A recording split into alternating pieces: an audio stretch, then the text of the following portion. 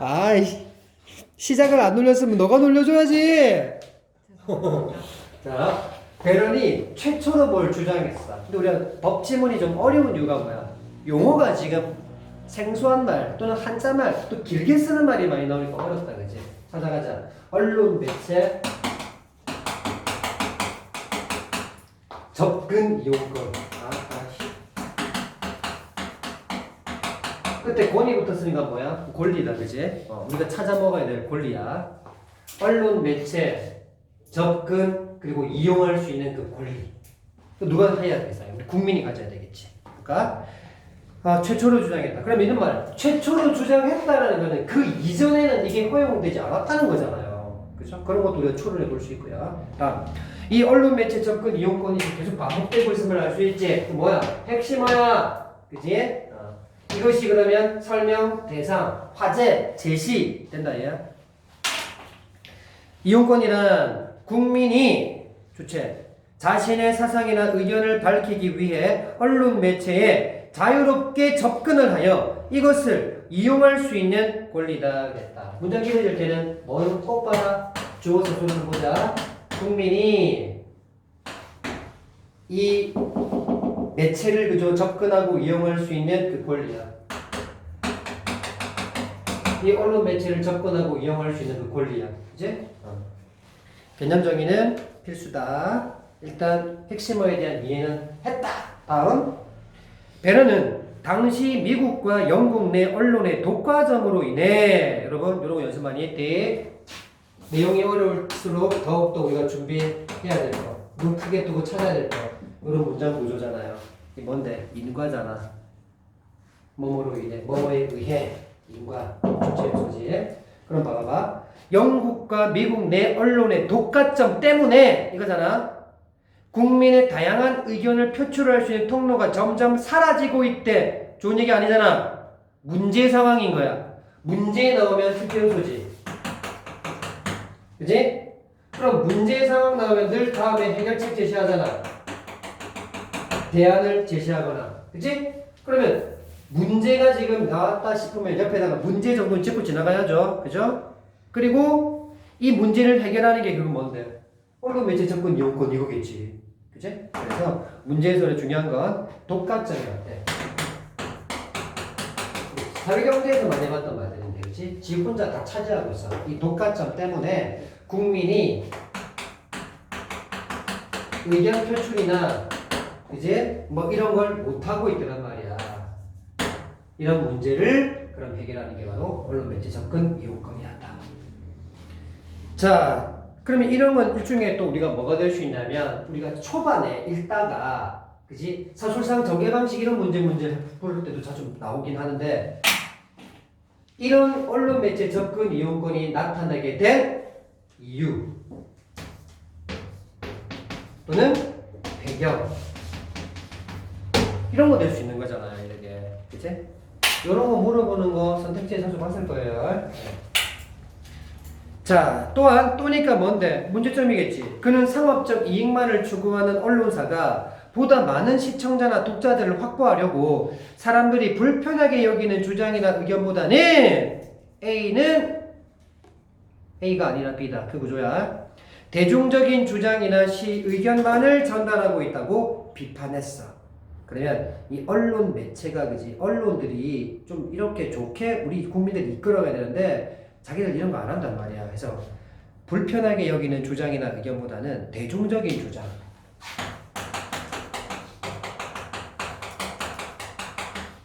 그리고 의견. 누가 봐도 다 그렇지라고 좀 공감할 수 있는 얘기들. 좀 그런 쉽게 할 수 있는 그런 것들만 주로 하더란 말이야. 이게 다 문제점이죠, 그죠? 또 언론 매체가 공론장의 역할을 하지 못해 국민의 다양하고 공정한 여론을 형성하는 기능을 수행하지 못함을 이렇게 지적할 셈이야. 결국 뭐 했어야 된다 얘기야. 언론 매체의 역할은 국민들의 다양한 의견들을 의지에 수렴하고 그런 의견을 마음껏 펼칠 수 있는 그런 장소가 돼야 된다 이 말이야. 근데 그런 게 안 되고 있다고 다 지적을 했다는 얘기였어요. 이러한 상황에서 국민들이 언론 매체가 아닌 언론 매체가 이런 역할을 안 해주니까 그럼 다른 창구를 찾으려고 하겠지. 다른 수단을 통해 자신의 의견을 표명하려 해도 이런 매스미디어에 비교해보면 그 전달 범위가 극히 제한적이라고 보았다. 그러니까 이 언론 매체가 그 역할을 해야 되는데 못하니까 다른 수단을 한번 이용해보려고 했어. 다른 매체를 통해서 의견 표명을 해보려고 했는데 어때? 너무 제한적이야. 뭐에 비교했을 때? 거대한 매스미디어. 매스미디어가 쉽게 말하면 뭡니까? 언론이잖아요. 그치? 예를 들어서 뭐 흔히 말하는 우리가 조선, 동아, 그치?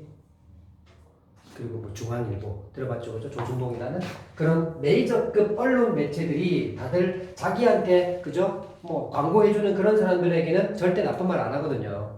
우리나라에서 보수 언론이라고 자칭 이야기하는 이 조중동 사라져야 될 것들입니다. 쓰레기들. 이런 것들은 다 보수라고 외치지만 보수 내가 다 죽었고요. 자신들의 어떤 이익만 배때기 채우는 그런 거에만 혈안이 돼 있어가지고 뭔가 정부가 잘못하거나 그러면 비판해야 되잖아요. 언론의 기능이 그런 거 비판하라고 있는 게 언론의 역할인 거잖아. 절대 안 합니다. 그래서 윤석열이가 그지 뭐 아무리 못해도 안 까요. 그러다가 나중에 언제 까기 시작하는 줄 알아? 누가 봐도 윤석열이가 국민에게 정말 인기가 없고 지지도가 대장 안 올라가고 내년에 4월에 총선이 있잖아. 국회의원 뽑는 거. 그때 거의 여당들이 거의 자리를 다 차지하기 시작하잖아. 그러면 이제 이것들이 윤석열을 뜯어먹기 시작합니다. 이제 이건 아주 비열한 것들이야. 저 정도. 우리는 그나마 예전에는 방송 3사가에서 뭐 보도하는 그 내용이 단조라고 봤지만 지금은 얼마나 많은 유튜버들이 그지 생생하게 어떤 거 증언을 해줍니까 지금. 그러니까 그런 걸 보니까 선별할 수 있는 능력이 생겼단 말이에요. 이제 국민들이. 웬만하면 대학 다 나왔으니까 이제. 그 옛날에 우리 부모님 세대는 뭐 중학교, 고등학교 겨우겨우 졸업하고 이런 사람들이 많다 보니까 정말 방송에서 하는 그 이야기가 다 맞다고 생각했던 거지. 그리고 국정교과서를 쓰니까 국정교과서는 천편일률 다 똑같은 내용이란 말이야. 그런 것만 세뇌 교육을 당하니까 진짜 지금도 70대 넘어가는 할아버지 할머니들은 이 윤석열 정부가 아무리 잘못해도 그럴 리 없다라고 무조건 그 사람만 도전하는 거야. 야 잘못됐지 그치? 자 어쨌건 언론이 해야 되는 그런 공기능에 대해서 이렇게 못할 때 여기 더 필요해지게 됐다라고 지금 이 배론이 주장하고 나왔겠죠. 지금부터 우리가 언론의 어떤 역할에 대한 어떤 비판적 입장을 계속 보고 있습니다. 다음 이렇게 매스미디어의 거대화 그리고 독점화에 따라 언론의 자유가 그 매체를 소유해버리거나 지배하는 소수의 계층이나 집단의 것으로 전락해버렸기 때문에 역시 뭐였기 때문에 라는 것은 이유이자 원인이 되죠. 그래서 시민들의 언론의 자유를 보장하기 위해 더더욱 언론 매체 접근 여건을 인정해야 함을 주장했다는 것이야. 그럼 결국 여기도 매스미디어 즉 언론 매체의 거대화와 독점화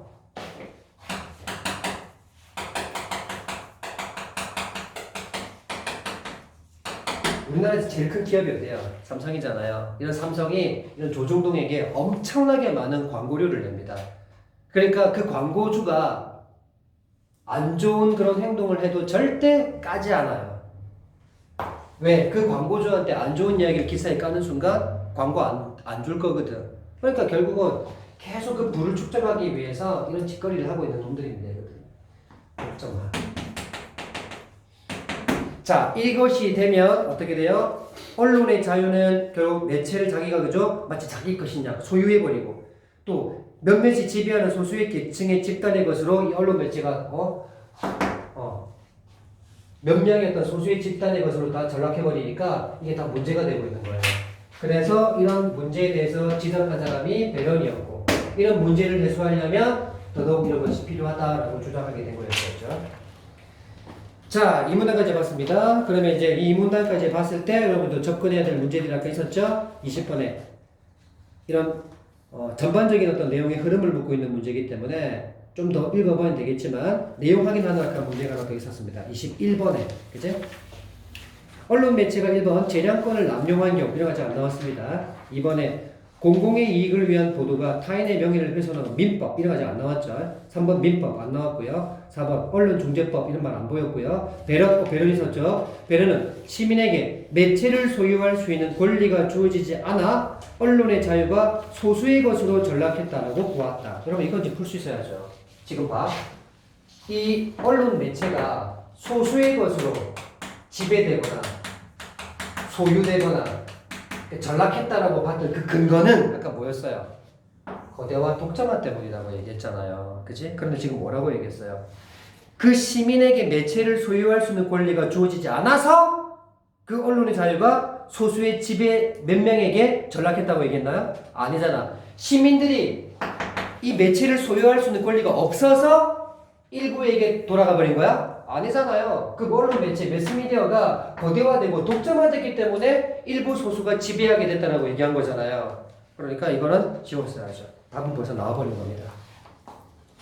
자, 그 다음에 계속 질문 보겠습니다. 이제 법적으로 보장받는 언론 매체 접근 이용권의 대표적인 형태는 반론권이다 그랬습니다. 자, 그러면 언론 매체 접근 이용권의 대표적인 게 뭐다? 반론권이다.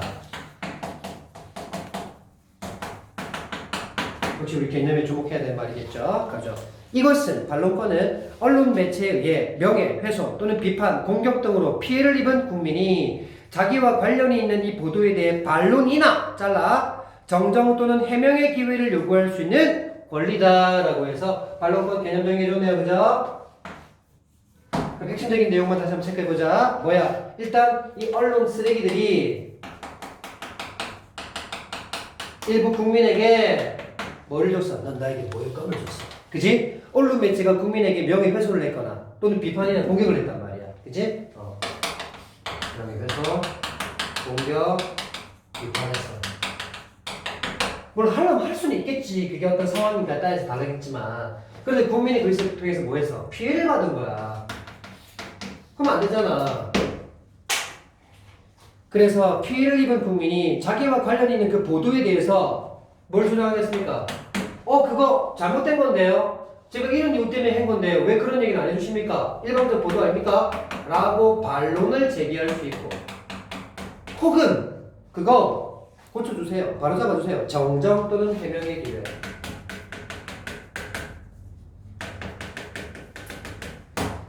이 기회를 요구하는 것이 뭐다? 반론권의 개념이었습니다. 그러면 이것도 되고 이것도 되겠지, 그지? 각각 또 설명해줄 가능성이 있겠죠.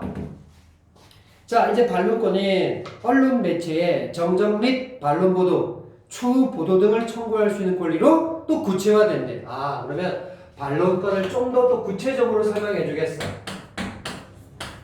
반론권을 좀 더 구체적으로 설명하면 정정 및 반론 보도,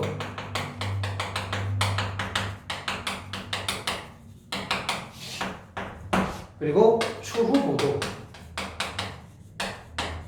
시간이 좀 지나서 그 뒤에 해달라는 얘기겠지, 그지? 자, 이렇게 청구할 수 있는 권리를 좀 더 구체화될 수 있다. 반론권을 좀 더 구체적으로 설명하면 이렇게 설명이 될 수 있습니다. 라고 얘기했어. 자, 이제 반론권 이외에도 방송법에 언론 매체가 사회의 다양성을 해치거나 임의로 자기 마음대로 이미 또 나왔다. 자기 멋대로 특정 의견을 차별하지 못하게 하는 조항을 마련하고 있으며, 어디서 여러분들? 방송법에서요. 시청자 참여 프로그램을 편성하도록 하는 조항 등을 통해 국민이 언론 매체를 이용해 자신의 의사를 표명할 수 있도록 하고 있대. 그럼 여러분, 반론권 말고 그 외에도 이 언론 매체 접근 이용권에 해당하는 걸 대표적으로 반론권으로 설명하는데, 이 반론권 외에도 언론 매체 접근 이용권 중에 뭐도 있다는 얘기야? 방송법도 있다는 얘기를 하는 거잖아. 이렇게 반대되는 이야기가 아니라 이거 안에 이거 얘기하겠는데 이거 외에도 이렇게도 할 수 있다라는 거야. 그러면 이 둘 다는 여기 들어가고, 이것의 의미가 뭐였어 아까? 이런 여러 가지 어떤 제한적인 요소 때문에 국민의 의견을 밝힐 수 없으니까 국민의 의사를 충분히 밝힐 수 있게 해주는 법인 거잖아, 얘들이. 그지? 그러면 방송법이라는 것도 그럼 어떤 식으로 국민의 의사를 표명할 수 있는 거야? 다시 봐. 방송법에 언론 매체가 사회의 다양성을 해치거나 임의로 특정 의견을 차별하지 못하게 하는 조항을 마련하고 있단 말이야. 그러니까 언론 매체가 이런 거대와 독점화를 내세워가지고 이제 자기 입맛에 맞는 이야기만 막 할 수 있잖아. 그럼 사회의 여러 가지 어떤 목소리를 자기가 대변하지 못하는 거야. 그러니까 사회의 다양성을 해치거나.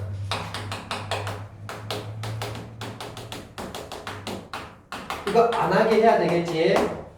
그리고 임의로 자기 마음대로 차별을 해서 자기한테 광고 잘 주는 사람한테는 좋은 얘기 해주고 굳이 아닌 사람한테는 그냥 험하게 욕하고, 그런 의견을 차별하지 못하게 하는, 차별 못하게 하는, 하면 안 되잖아. 사회 다양성 해치지 못하게 하고 임의로 차별하지 못하게 하는 그래서 결국은 어떻게 하는 거야? 국민들의 의사를 자유롭게 표명할 수 있도록 하는 법이 또 방송법이란 말이야. 이해되니? 다시 언론 매체 접근 이용권은 언론이 이런 거대와 독점화를 내세워서 자기 입맛에 맞는 마음대로 그지 좌지우지 하니까 국민들이 마음껏 자기 의사를 표명할 기회가 없어. 그 기회를 열어준 법이더란 말이야. 여기. 오케이? 자, 이제 네 번째 문단 갑니다. 언론 매체 접근 이용권은 국민의 언론의 자유를 보장하고 계속했단 말이죠. 민주주의 실현에 이바지하는 그런 중요한 권리다. 아까 국민의 자유를 보장한다는 말이 계속 나왔단 말이고 하나 더 추가된 말이 나왔죠. 민주주의 실현에도 도움이 되더라 말이야. 또 좋은 얘기 하잖아요.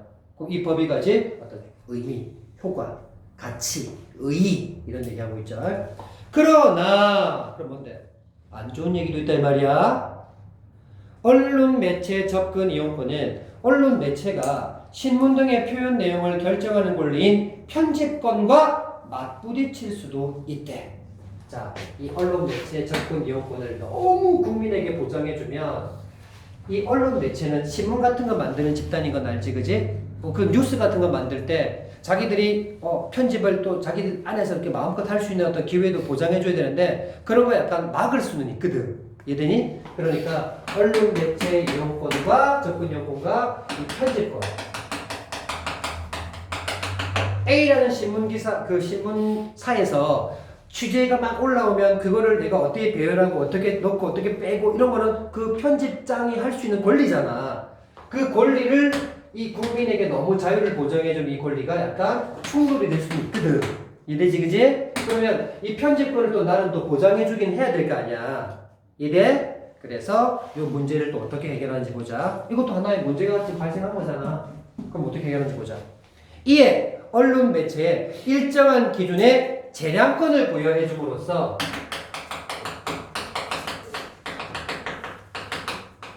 편집을 또 어디에 뭐 구속받지 않고 편집을 하는데 자유롭게 할 수 있게끔 보장해주고 열어준 거란 말이야. 재량이란 말 알지? 네가 알아서 해.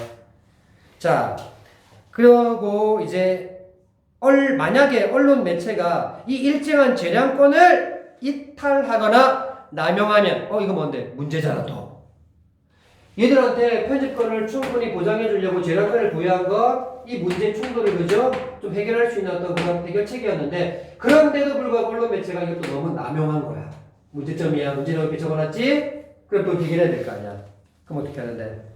구제 수단을 활용해서 누구를 구제해야 되겠어? 우리 국민을 구제해야 될 거 아니야. 그지? 그래서 국민의 언론 매체 접근 이용권을 또 보호해야 된단 말이야. 됐니? 그 구제 수단이 정확하게 구체적으로 뭔지는 언급이 되진 않았어. 여기서 이렇게 끝났어. 혹시 문제 해결 구도가 나오면 어떻게든 문제는 쓴다. 알지? 표시해주고 지나가야 돼. 자, 그러면 다 읽었어. 이제 와서 20번 가자. 1번. 가는 권리의 유형이라는 건 종류점 쉽게 말하면 무슨 권리 막 이런 것들을 구분하였고 그리고 뒤에는 나까지 들어가야 되는 얘기죠, 그죠? 그럼 가까지 봤을 때 권리의 유형을 구분했다. 지금 권리는 이 언론 매체 접근 이용권이 좀 더 구체적으로 말해줄 수 있는 반론권이 있고 또 이것에 안에 또 구체적으로 설명해줄 이게 있다라고 얘기했으니까 권리를 막 구분해가지고 이 권리 막 구분해가지고 각각의 특징을 설명해주는 어떤 느낌은 조금 덜합니다. 이거 말하기 위해서 이걸 좀 구체적으로 설명해 주려고 이걸 드는 거고 또 이걸 또 구체적으로 구체화한 게 이거다라고 지금 얘기한 정도의 수준이거든. 다시 말하면 반론권에는 정정 좀 쉽게 설명할게요. 지금 나하고 또 이어지니까 정정보도 그리고 반론보도 그리고 추후보도 이런 식으로 반론권에 해당하는 걸 좀 더 구체적으로 해당하는 것들을 이렇게 지금 나누어서 설명을 이루어낸 건 아니야 이거 지금 요 정도 있다라는 것만 우리가 확인했지 이게 각각 어떤 설명을 했는지 안 읽었잖아 우리 그지? 그러니까 1번이 좀 애매합니다. 권리의 유형을 구분했다라고 했을 때 언론 이게 보도의 각각의 어떤 종류에 대한 이야기가 언급은 된 건 맞는데 그 각각의 어떤 개념 정의가 나온 것까지는 또 아니었거든. 조금 애매해. 근데 이런 문제는 또 뒤에 나가 남아있기 때문에 나 가지고 확실히 조져주면 돼요. 자, 이번에 권리의 발전 과정 이런 건 당연히 없죠, 그죠? 이 발전 과정이라는 말이 나오면 적어도 뭐는 보여야 돼요. 어떤 시간의 흐름에 이런 설명은 좀 있었어야 됩니다. 그렇죠? 예를 들어 1960년대는 어땠고 70년대 어땠고 뭐 80년대 어땠고 18세기, 19세기, 20세기 뭐 이런 거 있잖아. 이런 거 통시적이라고 하잖아. 그런 말이 좀 보여야 되는데 안 보여. 3번에 가는 권리의 등장 배경과 그 실현 양상을 설명했다 그랬는데 잘 봐. 이 권리라는 게 뭔데? 이 권리지. 이용권 권리. 이게 가장 핵심이잖아. 그지? 그러면 이게 왜 등장이 되는데? 영국, 미국 내 이런 언론 매체가 이런 횡포를 부리니까 생겼다라고 얘기했잖아. 등장 배경은 됐단 말이야. 그리고 이 등장 배경에만 딱 보는 순간 만약에 이게 맞다면 어디에 나올 확률이 있어? 초반에 나와야 돼. 중후반 마지막에 가면 등장 배경 이런 얘기 안 나와 거의. 그래서 앞에서 이거 잡으려면 잡아놨어야 된다. 그리고 그 배경과 함께 실현 양상. 자, 그러면 이런 접근 이용권이 구체적으로 어떻게 실현되는데 반론권으로 구체적으로 실현된다 그랬잖아. 그러니까 실현 양상은 반론권 또는 그 외에 방송법 이런 것들을 통해서. 이거 맞아. 그 다음에 4번에 역시나 시대의 변화 없지? 2번처럼 발전 과정과 함께 시대의 변화 없어. 다음 5번. 권리가 올바르게 실행되기 위한 조건. 이런 이용권이 올바르게 이용되려면 이러한 조건들이 필요합니다. 없었잖아요. 그치? 이 권리를 좀 더 구체적으로 보여준 게 이거. 그걸 또 구체적으로 나눠준 게 이거였는데 이거까지 정확한 이야기는 아직까지 안 나왔었어요. 자, 그러면 가와 연관된 문제는 했고요. 29번도 있네요. 갈게요. 아, 그래서 지금 이제 29번에 봐라. 기억, 미연, 이 뭔데? 방송법. 얘가 언급만 됐지 구체적인 얘기는 안 나오니까 이제 문제로 사례로 적용시켜서 등장하고 있단 말이에요. 자, 그러면 이 방송법 기억부터 읽어볼게요. 6조 구항입니다. 방송은 정부 또는 특정 집단의 정책 등을 공표하는 경우 의견이 다른 집단에 균등한 기회가 제공되도록 노력해야 하고, 그죠? 그럼 방송이라는 것이 어느 한 집단에게만 유리하게 방송하면 안 되잖아요. 균등, 알죠? 균등한 기회가 제공되도록 해야 되고, 또 각 정치적 이해 당사자에 관한 방송 프로그램을 편성하는 경우에도 그 균형성을 유지하도록 해야 된다는 거야. 즉 정치적 이해관계, 다시 말하면 뭐 여당, 야당이 있다 치면 그 어느 한쪽에 좀 더 유리하게 프로그램을 편성하면 안 된단 말이야. 결국 이 기억의 핵심적인 내용은 뭐야? 균등, 균형성, 평등 이런 말들이잖아. 자, 그럼 선택지 1번 가자. 기억은 언론 매체가 방송이잖아. 공정한 여론을 형성하는 공론장의 역할을 해야 한다는 인식이고, 그 공정하다, 평등하다 취할 수 있는 말이잖아. 괜찮지? 2번.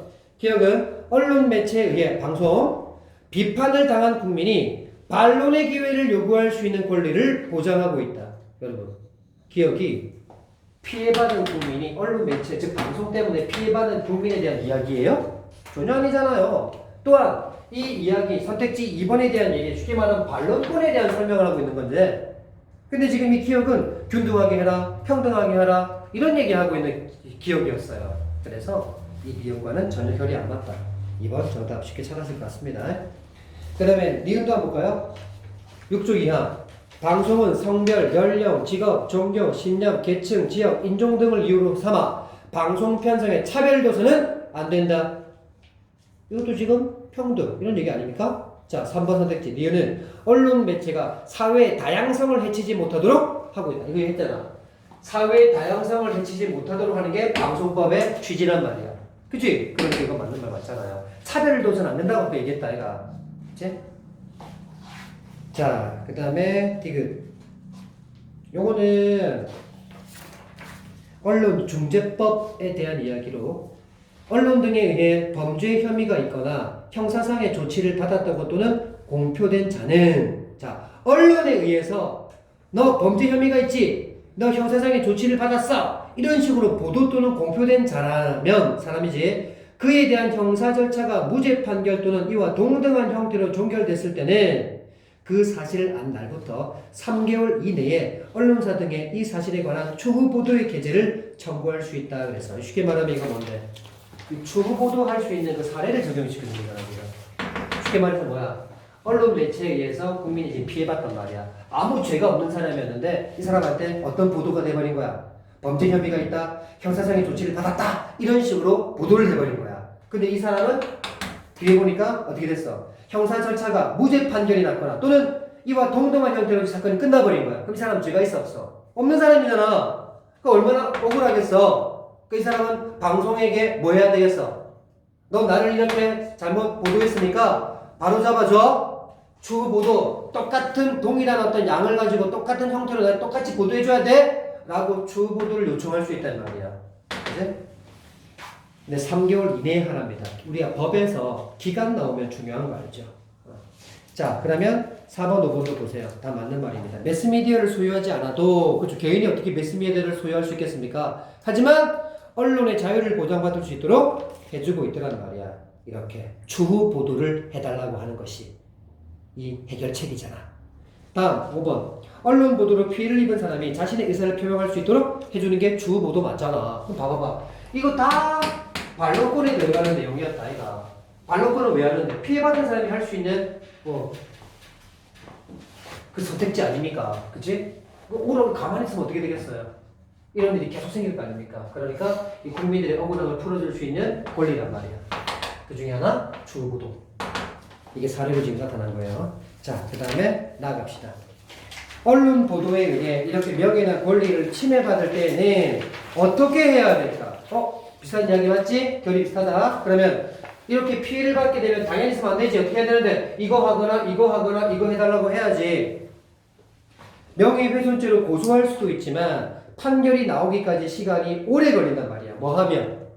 명예훼손죄로 고소하면 이 판결이 오래 걸린단 말이야. 그럼 이 방법은 별로 안 좋겠지, 그지? 그럼 어떻게 해야 될까? 따라서 언론중재법, 여기 나오네. 언론중재법에는 언론 매체에 의해 피해를 받은 개인에게 신속하고 대등한 방어 수단을 제공하기 위해 정정보도 청구권과 반론보도 청구권이 규정되어 있단 말이야. 그럼 봐라. 언론 보도에 의해서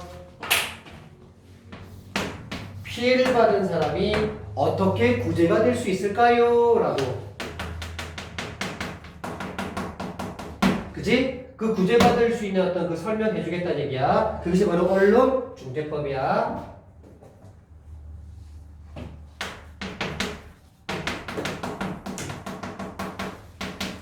이것도 출제요소의 구조지. 문제 해결.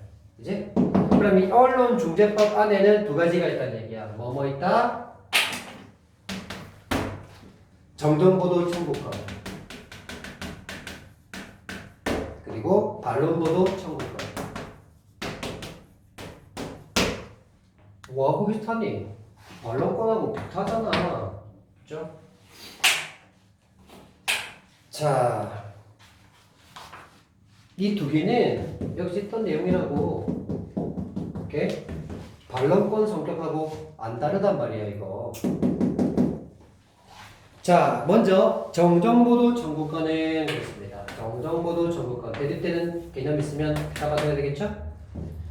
진실하지 않은 언론 보도 등으로 인해 피해를 입은 거야. 일단 여러분, 이 두 개는 다 공통점이 어디서 왔어요? 피해를 받다는 전제하에서 지금 구제받을 수 있는 어떤 권리인 거잖아. 그치? 일단은 둘 다 뭔데? 피해를 받아야 일단 할 수 있는 거야. 요청할 수 있는 권리야. 그래서 일단은 진실하지 않은 언론 보도 때문에.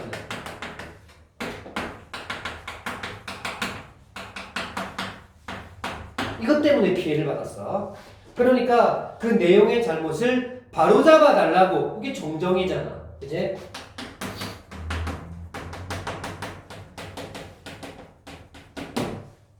그렇게 정정보도를 요구할 수 있는 권리고, 개념정이 끝났고요. 두 번째, 반론보도 청구권은 언론보도 등으로 인해 피해를 입었을 경우, 당연한 말이죠. 이거는 결국 뭔데? 두 개의 공통점이다, 그지? 피해를 받았을 경우 그 보도 내용에 관한 반론을 보도해 줄 것을 요구할 수 있는 것이다. 그렇죠? 그 보도 내용에 대해서 반론 보도를 해달라는 요구였다. 다르죠, 여러분들? 가짜 보도 때문에 내가 피해를 받기 때문에 그거 바로 잡아달라는 것이 정정인 거고, 보도를 했어. 그 보도 내용이 뭔가 좀 내가 지금 주장하는 바하고 달라. 그래서 내 반대 의견도 좀 실어달라는 거야.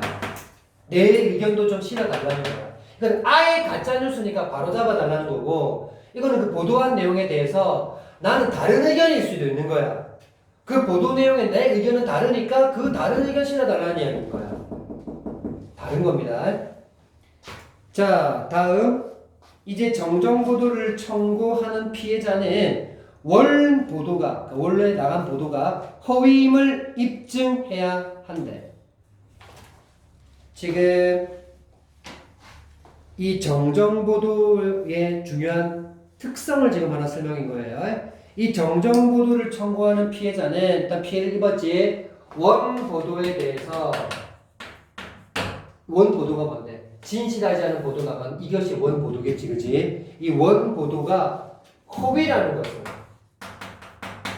이 피해자가 직접 입증해야 되는데, 반면 반론 보도는 원보도가 진짜냐 가짜냐는 관계가 없어. 이 보도 내용이 진짜냐 가짜냐는 관계가 없어. 그저 네 언론이 한 그 보도 내용에 대해서 내 다른 생각을 일단 담아달라는 것일 뿐인 거야. 오케이? 자, 그래서 개념 정의와 함께 중요한 차이점, 특성 잡아놨어요. 자, 이제 세 번째 문단 갑니다. 정정보도 청구권과 반론보도 청구권의 그 주체는 누가 해요? 보도 내용과 개별적 연관성이 있으며, 그러니까 거기서 피해를 본 사람이 할 거니까 그 보도로 인해 피해를 입은 자다. 당연하죠. 청구권의 주체는 언론 보도의 사실적 주장에 대해 정정보도와 반론보도를 청구할 수 있는데, 그래서 쉽게 말하면 청구권의 주체는 누구야? 그러니까 우리라고 생각하자. 국민이니까. 그지? 우리가 그 청구를 할 수 있는 주체잖아. 근데 언론 보도의 어느 부분에 대해서 우리가 정정이나 반론보도를 요청할 수 있냐면 언론 보도의 사실적 주장에 대해서 한대. 이게 지금 언론이 보도한 거잖아. 이게 언론이 이제 보도한 거잖아. 그치? 알겠지? 원 보도 내용들이잖아, 이게. 그치? 그래서 언론 보도, 이 언론 보도가 사실적 주장이라고 해서 언론 보도의 사실적 주장에 대해서 정정을 요청하거나 또는 반론을 요청할 수 있다는 거야. 그럼 이 사실적 주장이 뭔지를 우리가 알아야 될 거 아니야. 언론 보도가 요런 보도나 요런 보도를 했잖아. 그 요 보도가 사실적 주장이라는 거야. 이게 여기서 우리 하나 조심해야 될 게 있어. 법의 내용들은 왜 어렵냐면 우리가 일상생활에 쓰던 말 사실이 뭔지 다 알고 주장도 뭔지 다 알잖아. 근데 우리가 쓰고 있는 일상의 용어가 법 용어가 돼버리면 우리가 일상에 쓰는 말과 조금 다른 의미로 사용될 수가 있어요. 근데 그걸 생각하지 않고 그럼 내가 알고 있는 의미 그대로 받아들이면 이게 말릴 수가 있어요. 예를 들어 이런 거 있죠. 심리. 우리는 마음 내면이잖아. 근데 법에서 심리한다는 것은 그 사건에 대해서 조사해보겠다는 뜻이야. 다른 이야기거든. 그래서 이런 거 좀 조심하셔야 돼요. 그러니까 사실적 주장이라니까 진실하지 않은 보도가 왜 사실적 주장이야? 오해할 수 있단 말이에요. 오케이? 그러면 사실적 주장이 뭐라고 개념 정의가 되는지를 보셔야 됩니다. 보시죠. 사실적 주장이라는 것은 증거에 의해서 그 존재 여부를 판단할 수 있는 사실관계에 대한 주장인 거야. 그러면 사실적 주장의 가장 중요한 핵심어는 뭘 찾아둬야 되겠어? 증거에 의해서. 증거가 없으면 사실적 주장이 될 수 없는 거야. 증거가 일단 있어야 돼. 이게 사실적 주장의 내용을 이해할 수 있는 가장 중요한 포인트야. 다시. 사실적 주장이란 증거에 의해서 그 존재 여부를 판단할 수 있어야 돼.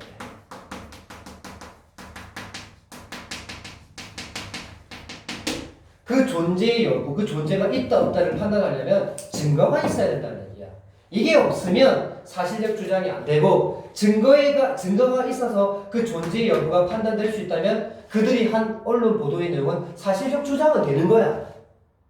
그러니까 이게 우리 입장에서는 이게 무슨 사실이야 가짜뉴스인데 라고 하겠지만 이게 증거에 의해서 존재 여부를 판단할 수 있는 보도라면 사실적 주장은 된다는 얘기인 거야. 알겠지? 증거 이게 중요한 거야. 자, 계속 따라서 단순한 의견이나 논평, 광고 등은 청구의 대상이 아니다. 왜? 증거가 안 나오니까. 단순한 지 의견. 이거 증거 제시 안 하고 그냥 단순한 지 의견만 얘기한 거란 말이야. 논평. 평가했다는 얘기잖아. 쉽게 말하면 평가도 의견이잖아. 그지?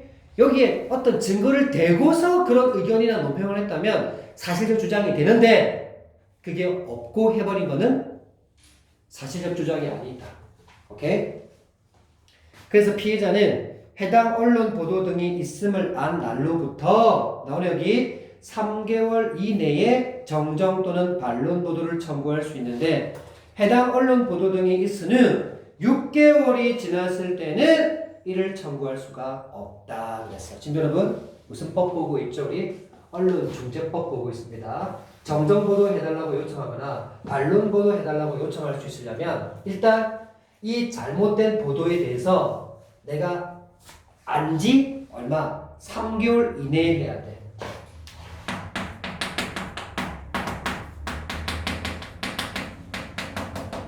그리고 언론이 보도했겠지. 그 보도한 날로부터 보도가 있은 후부터 얼마 안에 6개월 안에 이루어져야 된다는 거야. 기간 나오면 무조건 나온다. 그럼 쉽게 말하면 이게 무슨 말이야? 이 보도가 내가 안지가 예를 들어 언론 보도가 1월 1일 날 했다 치자. 1월 쉽게 6월 1일 날 했다 치자. 근데 내가 안 게 12월 31일 날 알았다 치자. 벌써 6개월 훨씬 더 지났잖아. 그러면 아무리 억울한 보도에 대해서도 내가 그냥 청구할 수 있는 방법이 없다는 얘기예요. 또 내가 만약에 6월 1일 날 보도가 있었는데 내가 8월 1일 날 알았어. 2개월밖에 안 지났잖아. 그치? 그러면 내가 이걸 알았으니까 3개월 이내에 하면 되고 6개월 이내 보도가 있으면 6개월 아직 안 지났으니까 이건 청구할 수 있는 시간이 된다 이 말이에요. 시간 가지고 얼마든지 문제될 수 있기 때문에 이 기간 나오는 거는 체크하셔야 됩니다. 36 언론중재법은 36 이거야. 다음 정정 또는 반론 보도 청구는 언론사 언론사 등의 대표자에게 서면으로 해야 한다. 다시 말하면 이 조건이잖아. 이런 조건 좀 봐야 돼.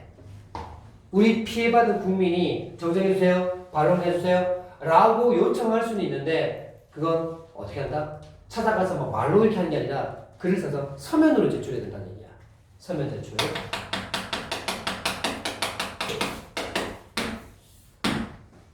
다음 언론사가 그 청구를 수용하면 그럼 간만에 이면 나왔다. 그 언론사도 자기가 심했다는 걸 인정한 거지, 그지? 그 언론사가 수용을 하면 그러면 어떻게 해야 돼? 언론사는 정정보도나 반론보도 해줘야 될 거 아니야?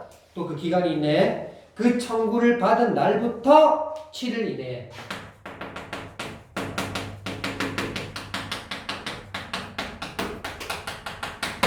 청구받은 날로부터 7일 이내, 일주일 이내에 정정 또는 반론 보도문을 방송하거나 실어야 된단 말이야.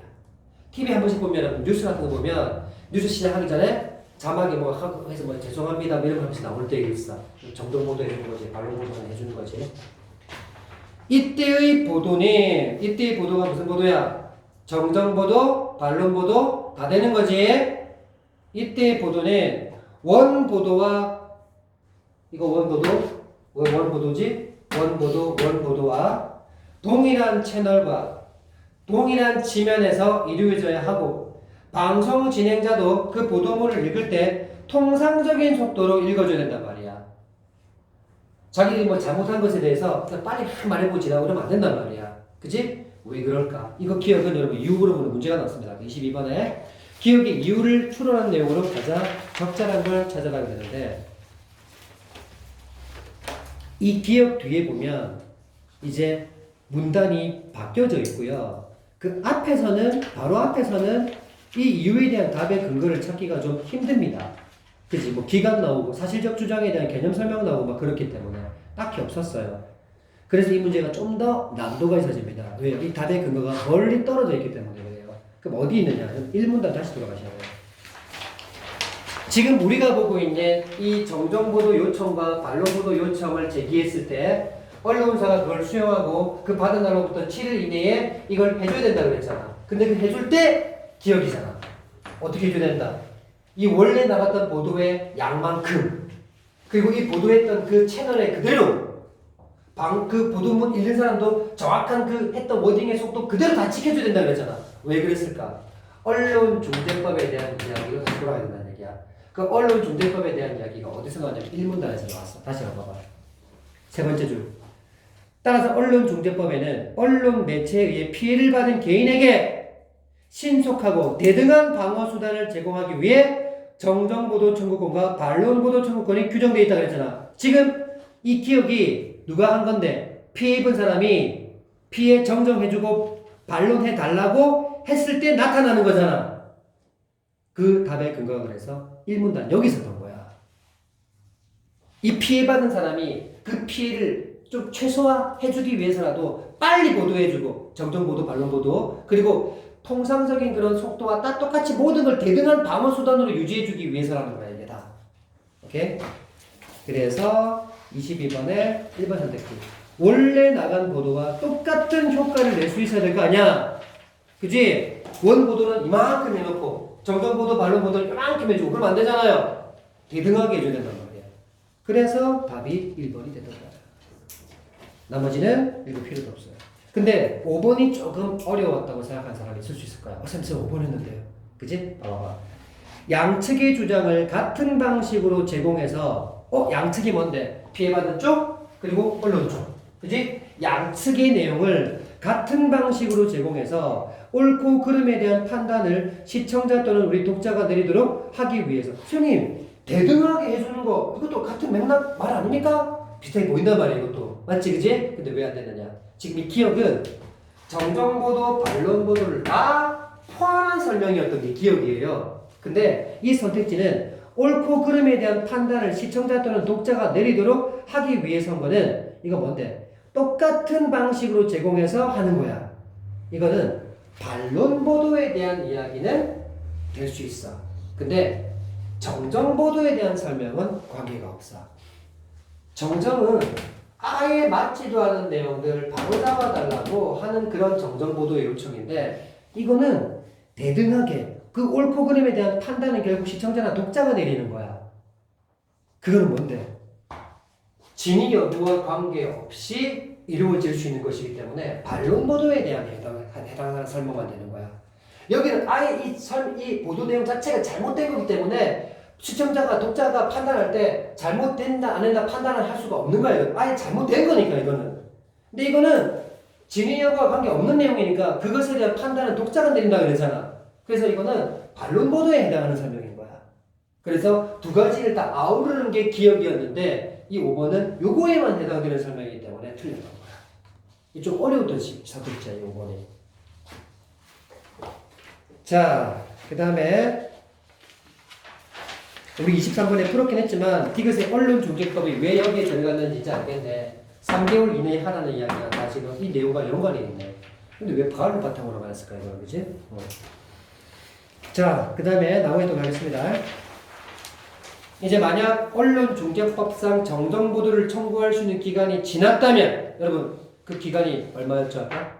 6개월이었죠, 그죠? 그 6개월이 지나면 아무것도 못합니까? 너무 억울한데요? 구제 방법이 하나 더 있었습니다. 바로 민법 제764조에 의거하여 정정보도를 청구할 수도 있어요. 구제수단입니다. 민법상 정정보도 청구권에 따르면 이건 뭐야? 제764조에 의거한 청구권이겠지. 그럼 그 위에 거랑 밑에 거 같은 말로 보면 돼. 민법상 정정보도 청구권이야. 그럼 다시 언론중재법의 기간이 지나버렸어. 그러면 어떻게 할까요? 그러면 이 방법을 쓰면 되지요. 민법 제764조에 의거. 그건 곧 뭐와 같다. 민법상 정정보도 청구권.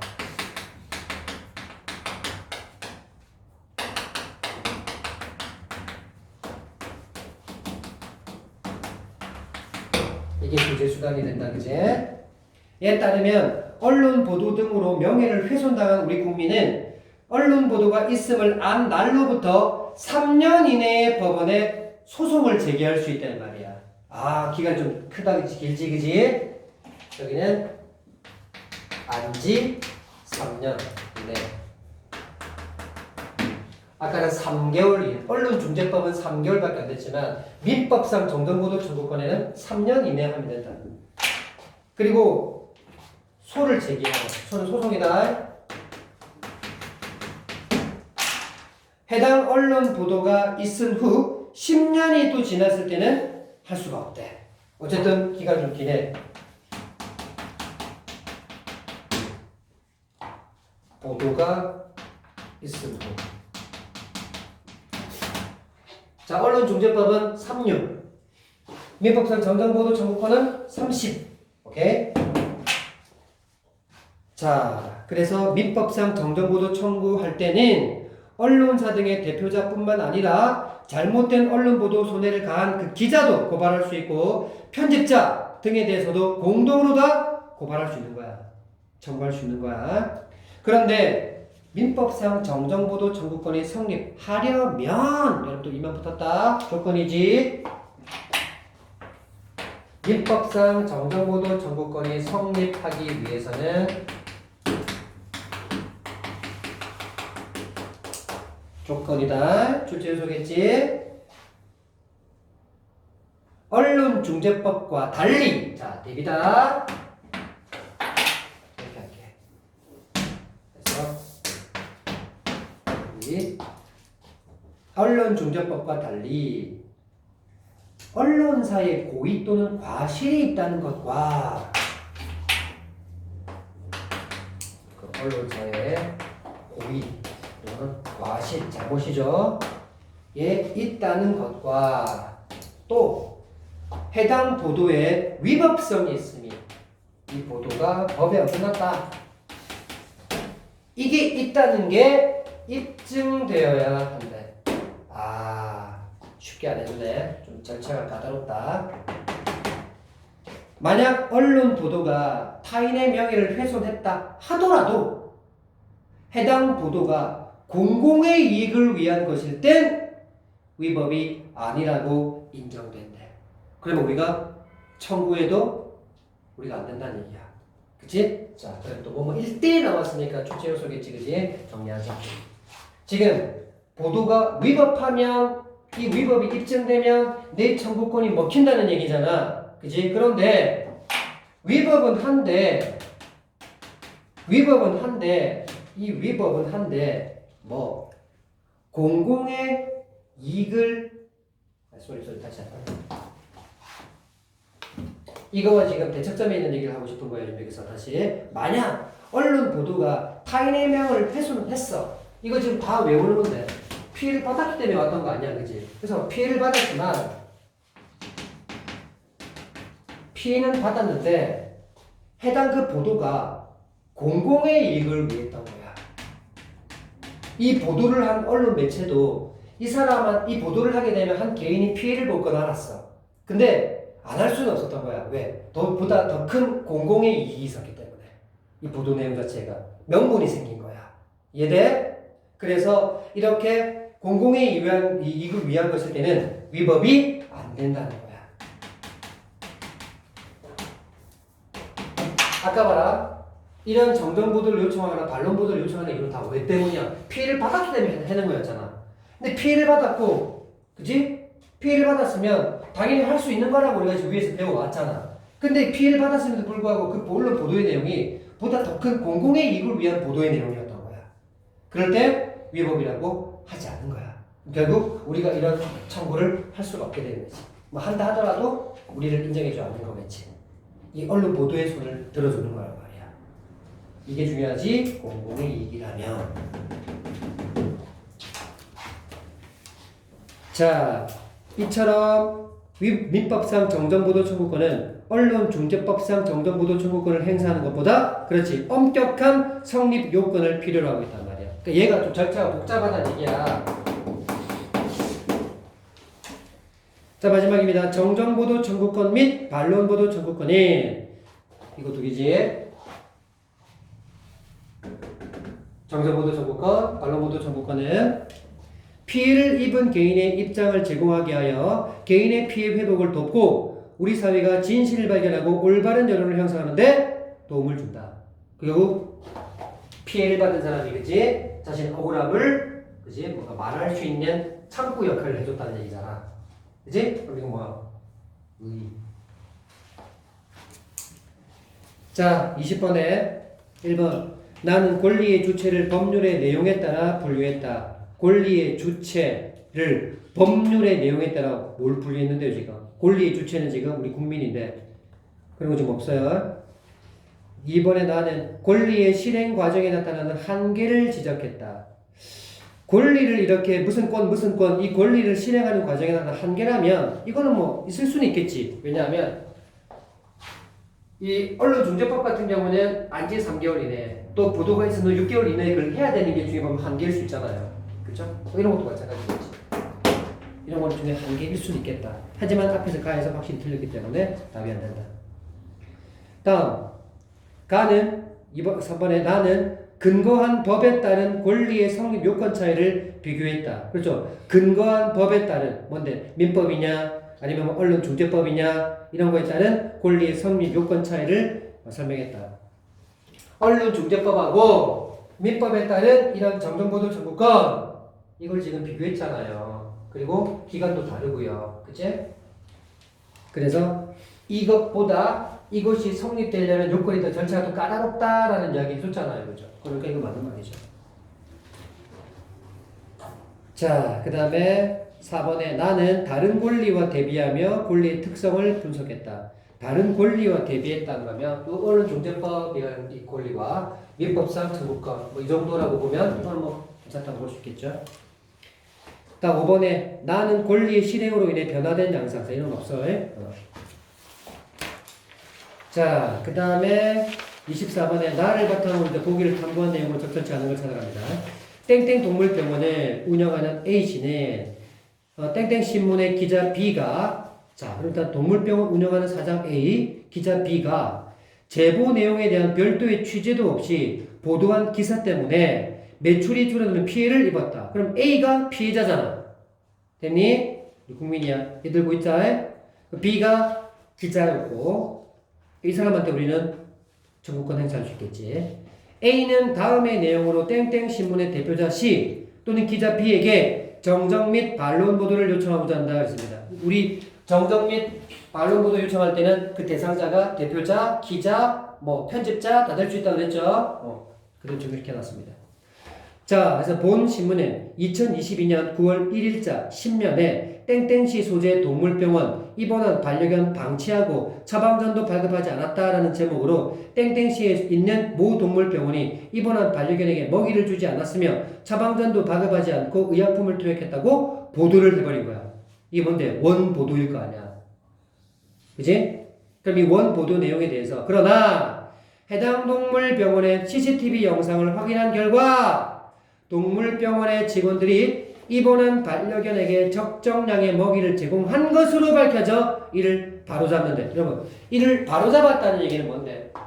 먹이 안 줬다라고 진실하지 않은 보도를 한 것에 대해서 바로잡아달라고 정정보도 요청한 거잖아. 그치? 그러면 이렇게 질문 아까 우리 사실적 주장이라는 말이 있었잖아. 원보도 내용이 사실적 주장인지 아닌지 그 판단은 뭘로 한다고 그랬어요? 아까 증거가 있는지 없는지를 판단한다고 그랬어요. 그러면 이 원보도가 진실하지 않았다. 그래서 정정해 달라고 말할 수 있었던 증거가 있었어요? 없었어요? 지금? 있었잖아요. 뭐 CCTV 확인했다 그랬잖아. CCTV가 증거물이잖아. 그러면 이 언론 보도에 했던 최초의 원보도는 사실적 주장인 거야? 아닌 거야? 다시 이걸 알아야지 문제 잘 풀린단 말이야. 사실적 주장이라는 말은 우리가 알고 있는 개념으로 이해하지 말라 그랬잖아. 증거가 있고 그 증거를 가지고 존재 여부를 판단할 수 있으면 그 했던 원보도의 내용은 다 사실적 주장이 되는 거라 그랬잖아. 그럼 지금 이들이 원래 했던 원보도의 내용이 사실적 주장인가 아닌가는 뭘로 판단할 수 있어? CCTV라고 하는 증거물을 가지고 우리가 할 수 있었잖아. 그럼 증거가 있는 거였잖아. 그럼 이 증거 가지고 우리가 그 존재 여부를 판단할 수 있었으니까 이들이 했던 이 보도 자체는 거짓 보도이긴 하나 사실적 주장은 맞단 말이야. 이해되니? 되니? 진실하지 않은 보도, 즉 가짜 보도였지만 그래서 정정했지만 이들이 했던 내용은 증거물에 의해서 확인할 수 있는 부분이었기 때문에 사실적 주장은 된다고. 그러니까 이 말 자체가 가짜 뉴스니까 사실이 아니야라고 판단할 수 있는 오답을 유도할 수 있는 부분이란 말이야 이게. 이해되니? 그리고 조심하라는 얘기야. 그래서 해당 CCTV 영상을 확인했다는 게 증거물인 것이고 이 증거물 때문에 그들이 처음에 원 보도했던 이 내용 자체는 사실적 주장은 된다 이 말이야. 그래서 이 보도가 가짜였기 때문에 우리 먹이 줬단 말이야. 주지 않았다고 보도했으니까. 줬으니까 증거물 가지고 CCTV로 준 걸 확인해 줬으니까 정정해 달라고 얘기할 수 있겠지. 그 다음 그래서 적정량의 먹이를 제공한 것으로 밝혀서 이를 받았습니다. 또한 해당 동물 병원에서는 처방전을 발급하지 않은 것은 사실이었대. 하지만 관련 법에 근거해서 수의사가 직접 처방 대상 동물용 의약품을 투약하는 경우라면 처방전을 발급하지 않을 수도 있다고 밝혀왔다는 거야. 그러니까 처방전 발급 안 한 건 맞아. 그건 사실이었으니까 그건 바로잡을 필요 없겠지? 정정할 필요 없겠지? 하지만 우리가 왜 처방전을 발급하지 않은 것에 대해서 나는 이유는 있었단 말이야. 그 이유는 보도해달란 말이야. 그게 반론 보도잖아.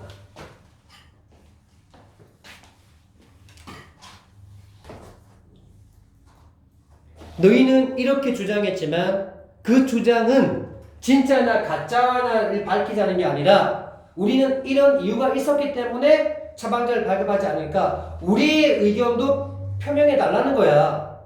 그지? 그러니까 그거는 진짜 여부 가리는 건 아니란 말이야. 그래서 우리 입장을 밝혀달라는 얘기니까 반론 보도를 요청했던 거야. 그래서 그러면 정정 보도 요청, 반론 보도 요청 두 개가 들어왔다는 얘기인 거야.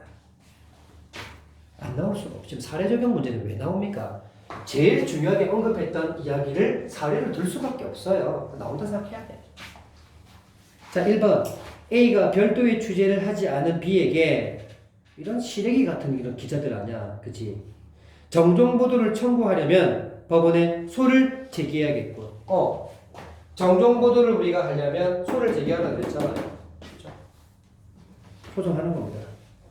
그 다음에 A는 먹이 제공과 관련된 내용은 정정 보도를, 처방전 미발급과 관련된 내용은 반론 보도를 청구하는 것이다. 맞죠? 3번. A가 땡땡 신문에 보도가 있음을 안 날이 2023년 9월 1일이라는. 자, 아까 언제 보도했어? 2022년 9월 1일에 했어. 근데 안 게 2023년 9월 1일이야. 1년 지났다는 얘기잖아. 그럼 1년이 지나면 이 언론중재법에 의해서 정정 반론은 이미 못하는 거야. 6개월이 지났으니까. 하지만 또 구제할 수 있는 수단이 하나 더 있었잖아. 바로 민법상 청구권이 하나 더 남아있었단 말이야. 그럼 요거 가지고 해야지. 그치? 그래서 맞네. 민법 제764조에 의거해서 이 권리를 행사할 수 있단 말이야. 그 권리 이름은 뭐야? 민법상 정정보도 청구권이란 말이야. 지금 이 문제는 이걸 썼는데 이 말 대신에 이걸 써도 똑같은 말이 되는 거 아니야. 이제 학교에서는 이거 가지고 장난치겠지. 그치? 4번. B의 기사 중 입원한 반려견에게 먹이를 주지 않았다는 내용은 사실적 주장이라고. 이래서 사실적 주장이라고. 그러니까 이거 장난쳤단 말이야. 왜? 딱 오해하기 쉽거든. 아니 거짓 보도, 가짜 보고, 가짜 보고였는데 어떻게 사실적 주장입니까? 라고 오해할 수 있단 말이야. 근데 사실적 주장은 우리가 알고 있는 개념으로 이해하는 게 아니야. 증거가 있냐 없냐 가지고 판단하는 거였단 말이야. 증거가 아까 CCTV에 나왔기 때문에 사실적 주장은 된단 말이야. 자, 마지막 5번. C가 언론중재법에 의거한 A의 청구를 수용한다면, 자, 이쪽이죠? 언론이 수용을 해. 그럼 어떻게? 청구받은 날로부터 7일 이내에 정정 반론 보도를 올려줘야 된단 말이야. 그치? 그 얘기하고 있잖아. 맞네. 자, 그 다음에 두 번째. 이 내용은 문제수도 좀 많고 해서, 그지? 다음 시간에 하고, 35, 38번부터 먼저 갈게요. 쉬운 내용부터 먼저 가자.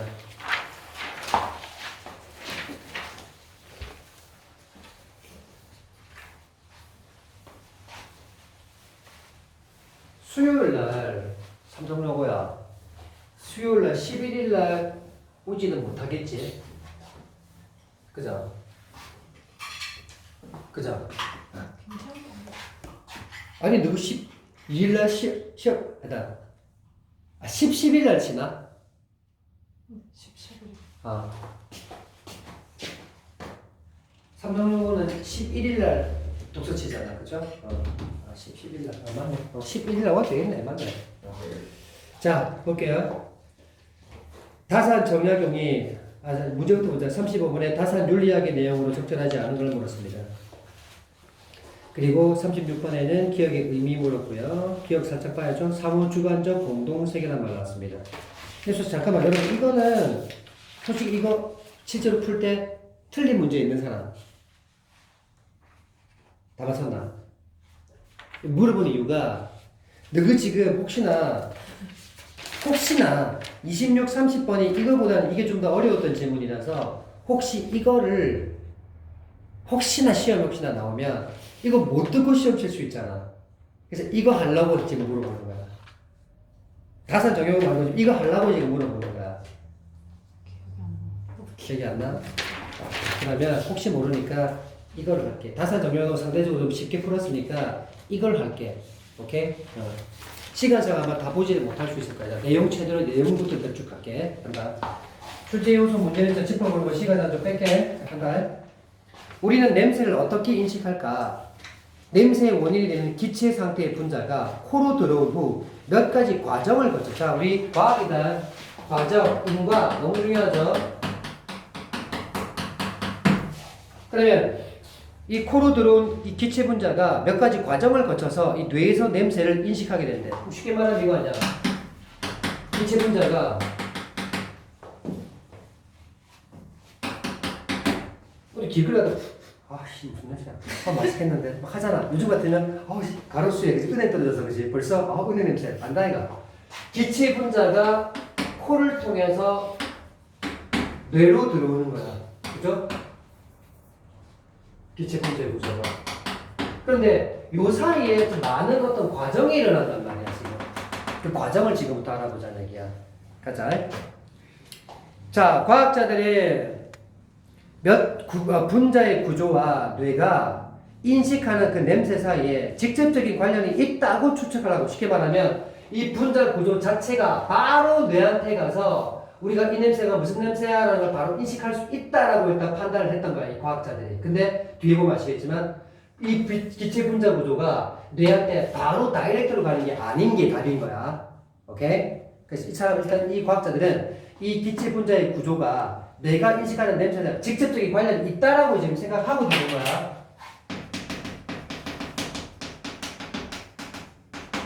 직접 관련이 있다고 일단 판단을 하고 들어왔는데 이를 밝히려고 시도했지만 한계에 부딪혔다는 거야. 한계에 부딪혔다는 얘기는 뭐야?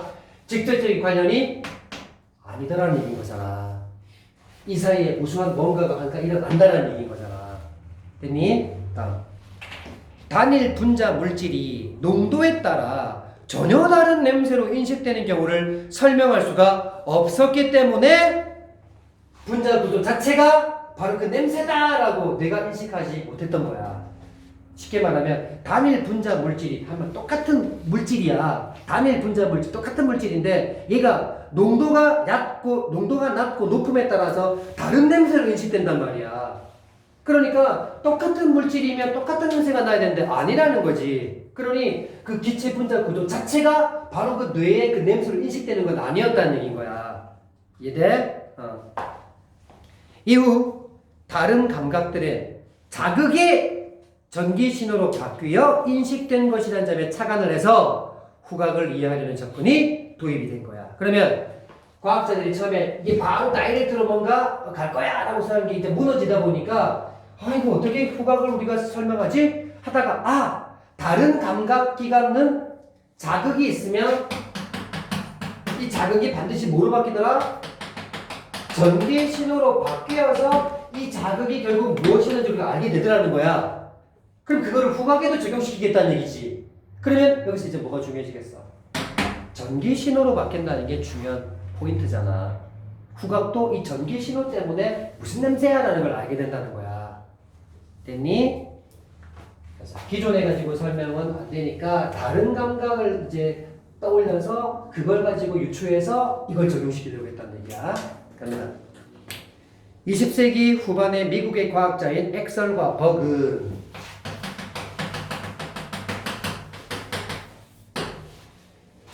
냄새 분자를 전기 신호로 바꾸는 매개체인 후각 수용체를 발견했대요.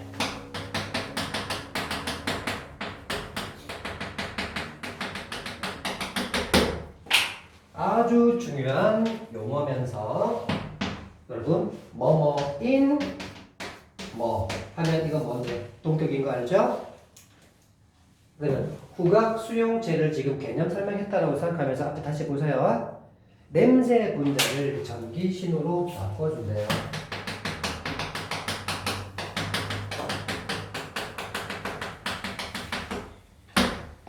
이렇게 바꿔주는 게 후각 수용체의 역할인 거야. 그럼 봐, 아까 분자 구조 자체가 바로 그 냄새가 되는 게 아니었던 건데, 그러면 뭐야? 이 냄새 분자의 구조가 뭔가 전기 신호로 바꿔주고 그 냄새야 라고 들어온단 말이야. 전기 신호 중요하지? 근데 이 전기 신호로 바꿔주는 게 후각 수용체란 말이야. 자, 이 후각 수용체를 중심으로 이제 후각 자극의 신호 전달 과정을 지금부터 살펴볼 거야. 얘가 아주 중요한 역할을 할 건데, 이 아이 중심으로 해서 후각을 우리가 어떻게 냄새를 맡는지를 지금 그 과정을 지금부터 설명해 줄 거야. 간다. 코 안의 가장 윗부분에 후각 수용체가 있는 엄지손톱 크기의 후각 상피가 있다. 여러분 저 그림 이때 딱 보셔야 됩니다. 그지? 그림 보시면 여기 후각 마구 있고요. 그 밑에 보니까 뼈가 있고요. 그죠? 그리고 또 그 밑에 봤더니 후각 상피가 있어.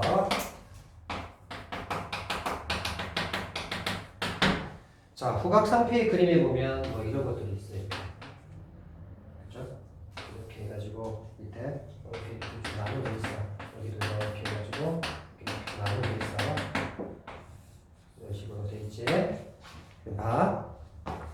후각 상피가 있는데 후각 상피는 지금 여기 있어. 그지?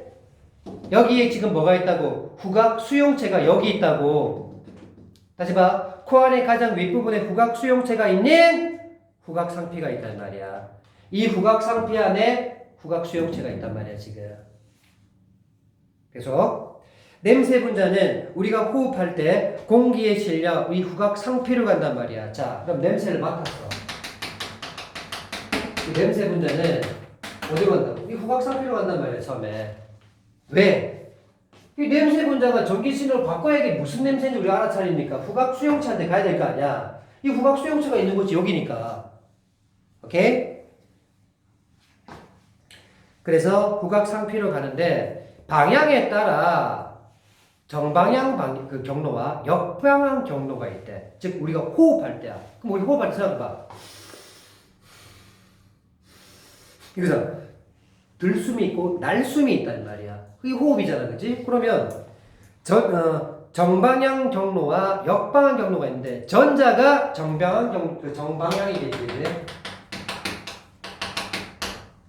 그러면 정방향 경로는 숨을 들이쉴 때야. 되니? 호흡 마신다는 얘기잖아. 마신다는 거잖아, 그치? 그럼 이게 정방향이야. 그럴 때 신체 외부에 있던 냄새 분자가 우리 코로 들어올 거 아니야. 숨을 마셨으니까. 당연한 얘기지, 그지? 그리고 후자는 뭔데? 역방향이야. 뭔데? 날숨이겠지. 뱉는 거겠지, 그지? 그러면 후자는 우리 신체 내부에 있던 냄새 분자가 목구멍을 통해 코 뒤로 올라가 숨을 내쉴 때 후각 상피에 도달했다는 거야.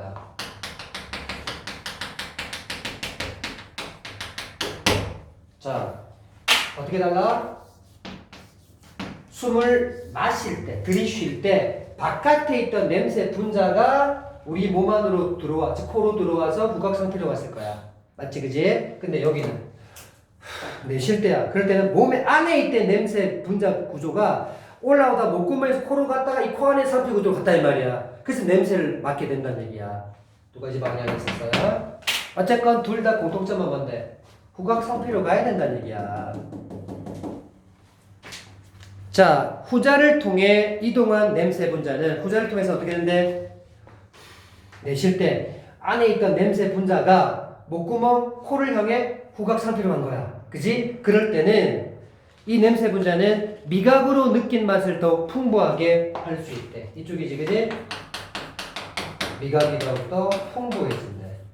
그러니까 맛을 느낄 때, 맛의 향미를 더 크게 느낄 때는 내쉴 때 더 크게 느껴진다는 거야. 그럼 이거 뭐 좋은 얘기잖아. 옆에 장점 정도 적고 지나갔어야지. 장단점 출제수 아닙니까? 역방향의 장점이 있잖아요.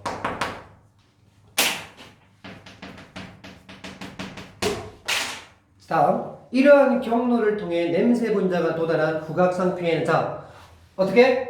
일단 후각 상피는 갔어. 냄새 분자가 맞지? 가서 만났어. 그러면 이 후각 상피에는 냄새를 받아들이는 후각 신경세포 수백만 개가 밀집해 있대. 자, 이 후각 상피 안에는 냄새를 맡을 수 있는 후각 신경세포라는 게 있어. 이해됐니? 그들은 거야. 냄새를 받아들이는 후각 신경세포 수백만 개가 밀집해 있어.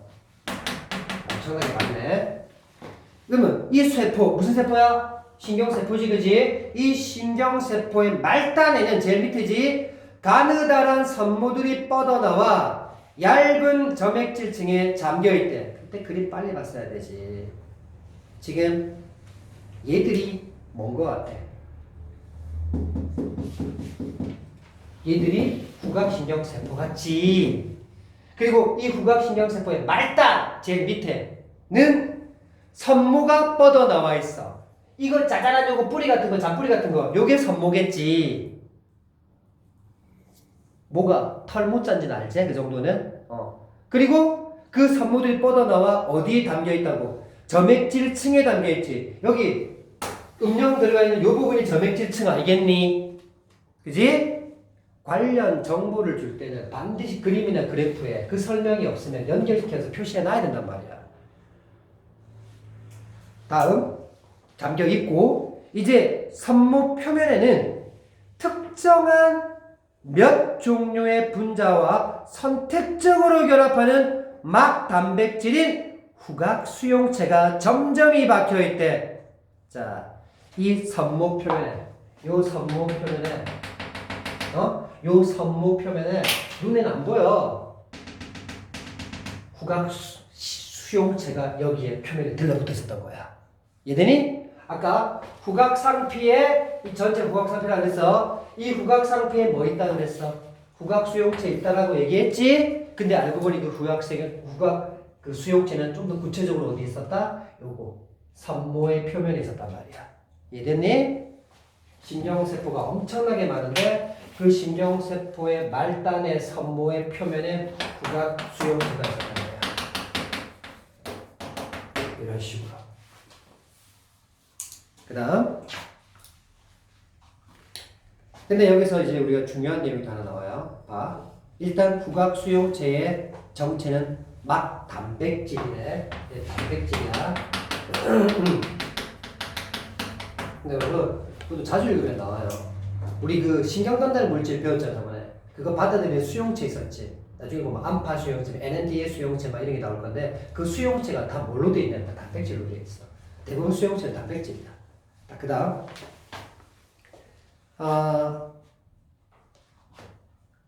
박혀 있는데 한 개의 후각신경세포에는 한 종류의 후각 수용체만 존재한다. 1대1 대응이야. 상당히 중요한 문장이지 이거. 그냥 생각하면 안 돼. 요게 하나의 신경세포라고 치자. 요 한 개의 신경세포에는 한 종류의 후각 수용체만 존재해. 그래서 한 개의 후각 신경세포에는 한 개의 후각 수용체하고만 결합한다. 냄새 분자는 점액질층을 이제 통과해서 자 이제 냄새 분자가 싹 왔지. 와가지고 후각 상태로 갈 거라 그랬는데 좀 더 구체적으로 해볼까? 점액질층을 통과하겠지. 선모에 있는 누구 만나? 후각 수용체가 나겠지. 그리고 이제 신경 상피 그러니까 후각 이거 상피 전체라고 할 수 있는 이 후각 신경 속에 다 전달될 거란 말이야. 그리고 뼈를 통과해서 이 후각 망울 그 뒤에도 나오겠지. 일단 뇌 쪽으로 올라간단 말이야. 지금 요 과정을 이렇게 설명해 주고 있는 거예요, 지금. 축하합니다. 이 냄새 분자는 이렇게 점액질층을 통과하여 후각 수용체와 결합한다 봐. 점액질 통해서 후각 수용체와 파란색 요거 만났지, 그지? 그럼 아까 우리 후각 수용체 역할이 뭐냐면요. 이 냄새 분자를 전기 신호로 바꾼다 그랬잖아. 그러면 요 이제 만났던 이 후각 수용체가 요 냄새 분자를 전기 신호로 바꿔줄 거란 말이야, 여기서. 이해되죠? 간다. 대부분의 냄새에는 수백 종류의 분자가 포함되어 있는데 이 냄새 분자와 특이하게 결합하는 후각 수용체가 동시에 활성화될 거네. 여러 개의 냄새가 막 분자들이 섞여 있겠지만 이 후각 수용체라는 건 아무하고만 결합하지 않아. 이 후각 수용체는 특정한 냄새 분자 구조하고만 결합한단 말이야. 그래서 이 모든 냄새를 다 맞는 게 아니란 말이야. 자기한테 딱 결합할 수 있는 이 수용체와 결합할 수 있는 그 냄새 분자 구조하고만 결합이 돼. 그래서 그 냄새 분자와 특이적으로 결합하는 후각 수용체가 동시에 활성화되겠지. 그러면 인간은 약 400종류의 후각 수용체로 1만여 가지의 냄새를 맡게 된대. 그래서 이제 후각 수용체가 활성화되었어. 자, 점액질층을 통과해서 후각 수용체와 만났어. 후각 수용체와 만나가지고 따라가자. 이제 이 후각 수용체가 활성화됐어. 냄새가 후각 수용체하고 만났어. 그래서 후각 수용체는 활성화돼. 그지? 활성화되면 후각신경세포의 세포막 안팎에 전압차가 만들어진대. 쉽게 말하면 자극이 들어온 거잖아. 아까 다른 감각기관은 자극이 들어오면 전기신호로 바뀌어진다 그랬지. 일종의 이게 하나의 자극이 들어온 거 아니야. 그치? 그러니까 후각수용체에서 전기신호가 이제 전환되겠지. 그러려면 이제 전압차가 발생해야 된단 말이야. 이제 전압차가 만들어지면서 후각신경세포에서 뭐가 전기신호가 이제 발생했단 말이야. 결국 이 전기신호를 발생시킨 게 뭔데? 후각수용체에서 한 거야, 이거. 저기서 미리 해놨고. 자, 이 신호는 무슨 신호? 이 전기신호는 이제 후각신경세포에서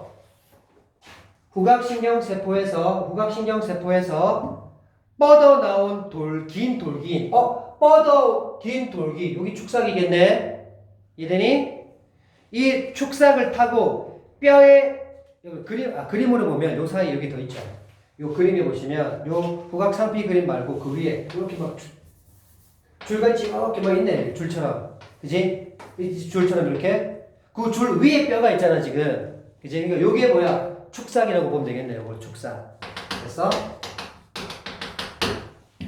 요렇게 축삭을 타고 그 위에 뼈의 구멍을 통해 뇌로 올라간다 이 말이야. 됐지? 그래서 후각 망울에 있는 토리로 전달된대. 자, 그러면 후각 망울에 뭐가 있다? 토리라고 하는 게 있다 이 말이야. 그치? 당연히 또 용어니까 기능 주겠지. 자, 결국 냄새 분자가 점액지층을 통과해서 후각 수용체에 만나서 쭉 올라가서 축삭을 지나 뼈를 통과해서 이렇게 뇌에 후각 망울까지 올라온 거야, 이제. 그럼 이제 이 냄새가 무슨 냄새야? 라는 거 알게 되겠지. 자, 하나의 토리에는 똑같은 종류의 후각 수용체가 활성화되어 만들어진 모든 전기 신호가 모인다. 이때 수천 개의 토리 중에 신호를 전달받은 토리들이 패턴을 만든대. 자, 그럼 토리의 역할이다, 그지? 패턴을 만드네. 근데 냄새들마다 이 패턴은 같겠어, 다르겠어? 다르겠지. 그치? 냄새들마다 패턴이 다르겠지. 패턴이 똑같으면 다 똑같은 냄새라고 생각할 거 아니야. 뭐가 다 올라오도 다 똑같은 냄새가 될 거 아니야. 그러니까 냄새들마다 패턴이 다르게 그려지겠지. 그래서 패턴을 만드는데 신호의 세기도 이 패턴에 반영된대. 이 전기 신호의 세기도 이 패턴 만드는데 관여가 돼. 그러니까 똑같은 분자 물질이라 하더라도 동일한 그 물질이라 하더라도 농도가 다르고 신호 세기도 다르니까 다른 패턴이 그려져서 다른 냄새라고 인식할 수 있단 말이야. 그래서 냄새마다 나오네. 고유한 일종의 패턴 지도가 있다. 이 말은 냄새마다 다른 패턴이 나온다는 얘기잖아. 그래서 다른 냄새와 구별할 수 있는 특징이 된 거야. 자, 단일 분자, 똑같은 하나의 분자로 이루어진 물질이라도 내 농도에 따라 다른 패턴이 만들어진다면 우리는 이것을 전혀 다른 냄새로 인식할 수밖에 없을 거란 말이야. 그럼 여러분 이 말 어디서 본 것 같아? 아까 1문단에서 본 것 같지 않아? 다시 1문단 올라가 봐. 아까 그 농도에 따라라는 말 1문단에 하나 둘 셋 넷 다섯 번째 줄 한계에 부딪혔다. 그래서 그 뒤에 단일 분자 물질이 그 농도에 따라 전혀 다른 냄새로 인식되는 경우를 설명할 수가 없었는데 이제는 설명되는 거잖아. 이해되니? 자, 이제 후각망울의 토리에서 만들어진 이 패턴이 계속 반복이죠. 토리가 패턴 만든다는 거. 네, 냄새마다 패턴은 다르다.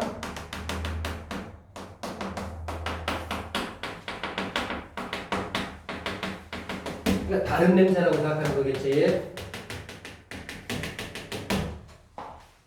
자, 그래서 이 토리에서 만들어진 패턴인 신경세포인 승모세포를 통해 전기 신호가 더 강화된대. 자, 그러면 우리 여기까지 왔고 여기서 아까쯤에 토리까지 올라왔어, 그지? 쭉 다 생각하고 토리까지 왔다 보고 토리에서 지금 만들어진 이 패턴이 신경세포인 승모세포를 통해 간대. 자, 그런데 승모세포한테 가는 거야. 근데 승모세포에 또 역할이 있었어. 아까 이 후각수용체는 전기신호를 만들어줬고 이 승모세포는 이 전기신호를 더 뭐한다? 강력하게 만들어준대. 전기신호를 더 강화해준대. 그래서 이 상태로 대뇌로 전달이 된다는 거야. 자, 그리고 대뇌의 다양한 또 정보들과 합쳐져서 대뇌에 어떤 다양한 정보들이 또 있었어. 얘들과 이 전기신호가 합쳐지겠지? 그래서 어떻게 되는 거야? 아, 이게 무슨 냄새다! 라고 최종적으로 판단할 수가 있게 된 거야. 마지막, 대뇌의 다양한 정보도 합쳐서 최종적으로 그 냄새를 알게 된다. 그랬어. 자, 그 다음, 승모세포가 연결된 대뇌 후각 거칠에는 승모세포랑 연결되는 게 대뇌 후각 거칠이야. 이 승모세포랑 연결되어 있는 게 대뇌 후각 거칠.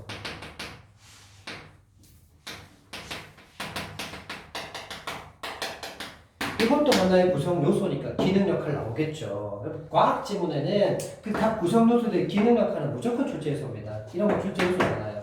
이런 거 출제 요소잖아요. 자, 계속. 그러면 이 후각 거칠에는 과거에 맡았던 냄새 정보가 저장돼 있어. 과거에 맡았던 그 냄새 정보가 저장돼 있어. 그럼 뭐 하겠니? 지금 새롭게 올라온 이 정보랑 내가 기존에 갖고 있는 이 정보랑 비교해서 일치하네? 그럼 그 냄새야. 더 알겠지? 없으면 이게 다른 냄새인데? 못 맡아본 냄새인데? 그래 되겠지. 그래서 저장되어 있어. 새로운 냄새의 정보를 기존에 저장되어 있는 것과 비교를 하고 그럼 이거 뭔데? 정보가 저장이잖아. 저장만 되어 있는 게 아니라 뭔데? 비교까지 하잖아. 새 냄새의 정보하고 비교까지 하면서 이 냄새 정보를 어디로 보내? 편도체, 해마, 눈, 화기마, 거칠 등 되뇌의 다른 영역으로 보낸대. 그러면 이 냄새 정보는 새 냄새지 정서 반응에 관여하는 편도체 및 기억을 담당하는 해마로 즉시 전달이 될 거래. 자, 그럼 여러분 또 기능이 나왔다. 편도체의 기능이 뭐야? 정서 반응이야. 그리고 해마는 기억 담당이야. 연결해야 돼. 그래서 어떤 냄새를 맡았을 때 이 냄새가 내가 알고 있는 기존에 이 냄새가 상당히 내가 안 좋아했던 냄새인데 그럼 어떤 정서가 안 좋게 막 반응이 되고 해마 그 변도체 때문에 그리고 해마는 내가 알고 있는 어떤 그런 기억을 담당하는 어떤 그런 냄새로 또 기억해내겠지.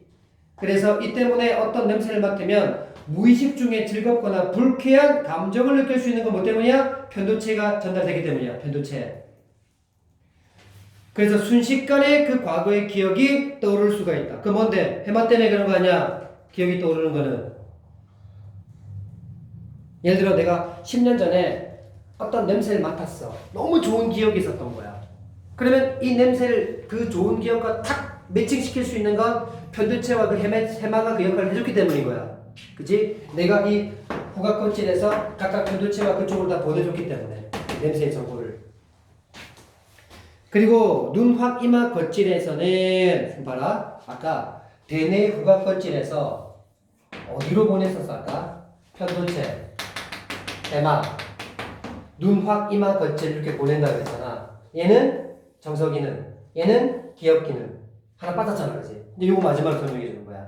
눈확 이마 겉질에서는 개인의 경험, 기대, 상황 등의 정보를 다 조합해서 최종적으로 어떤 냄새인지를 판단해서 냄새를 인식하는 최종적인 단계가 이 아이였네.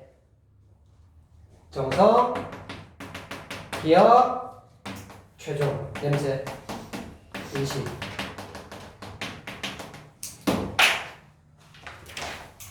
자, 일단 여기까지였고요.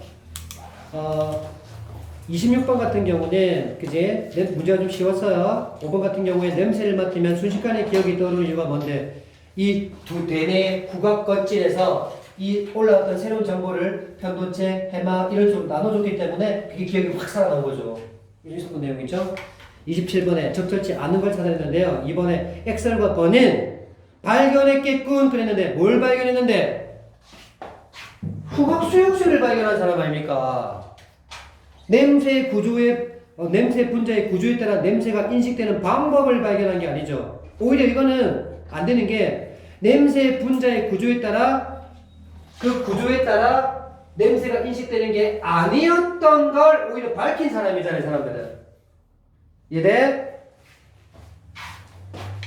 기존의 철학자들이 과학자들이 했던 이 말이 아니라는 걸 밝힌 사람이야. 다음 28번에 후각 자극의 신호 전달 과정을 중심으로 기억 후각 상피, 니은 후각 망우를 이해한 내용으로 적절치 않은 걸 물었어. 또 4번 봐. 기억 후각 상피에서 서로 다른 종류의 후각 수용체가 활성화된다. 후각 수용체가 활성화되는 건 맞아. 그런데 냄새 분자가 이렇게 점액질층을 통과해서 선모의 표면에 붙어있는 후각 수용체에게 들러붙어서 얘들이 자극받으니까 활성화되는 건 맞아. 근데 이 후각 수용체가 서로 다른 종류의 후각 수용체가 아니야. 아까도 봤지만 한 개의 신경세포 안에는 후각 신경세포 안에는 한 개의 후각 수용체만 존재할 수 있다라는 그런 말을 썼기 때문에 다른 후각 수용체가 결합하는 게 아니야. 그래서 다른 종류의 후각 수용체가 활성화되는 게 아니라 이 지문 안에 있는 말로 본다면 자극받았으면 한 개의 신경세포 안에 있는 한 개의 후각 수용체가 활성화되는 거죠. 자, 나머지들은 우리 문단에 다 확인했었던 내용이었고요. 그다음 29번 볼게요.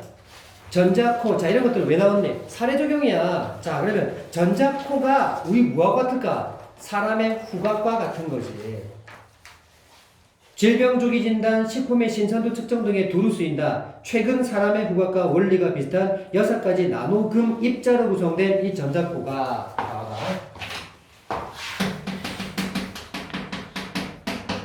뭐로 구성되어 있냐면 나노금 입자로 되어 있어. 구성된 이 전자코가 개발돼 질병 진단을 위해 단백질을 분석할 때 쓰이고 있대. 이 6가지 나노금 입자의 특정한 단백질과 결합하는 물질들이 코팅되어 있대. 여기 어떤 물질들이 코팅되어 있대. 근데 이 물질에 중요한 특징이 있어. 뭐? 특정한 단백질하고만 결합된다.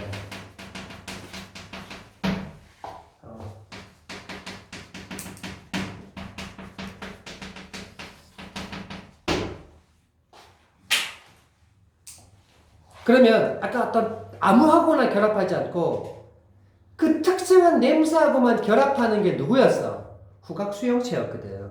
그러면 이 물질에 해당하는 게 바로 뭔데? 이게 후각 수용체지.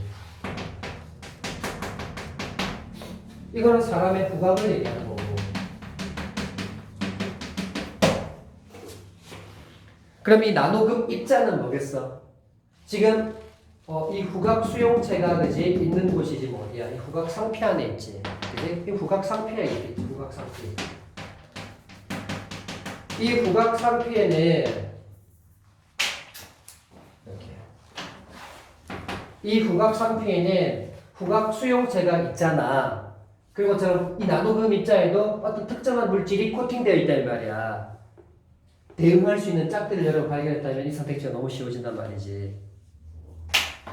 그리고 특정 단백질과만 결합하는 물질이야. 그럼 이 특정 단백질은 뭐겠어?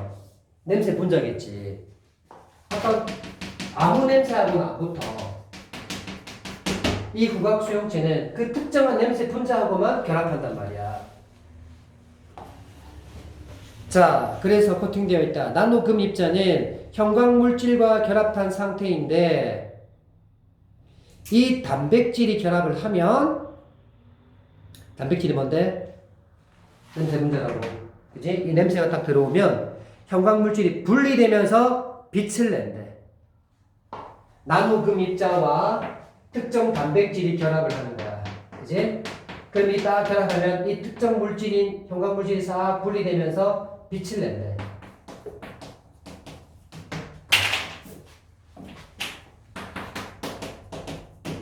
이 빛을 낸다라는 게 바로 이 노란색으로 한 이야기를 따지면 뭐가 되는 거야? 전기 신호가 발생한다는 얘기지.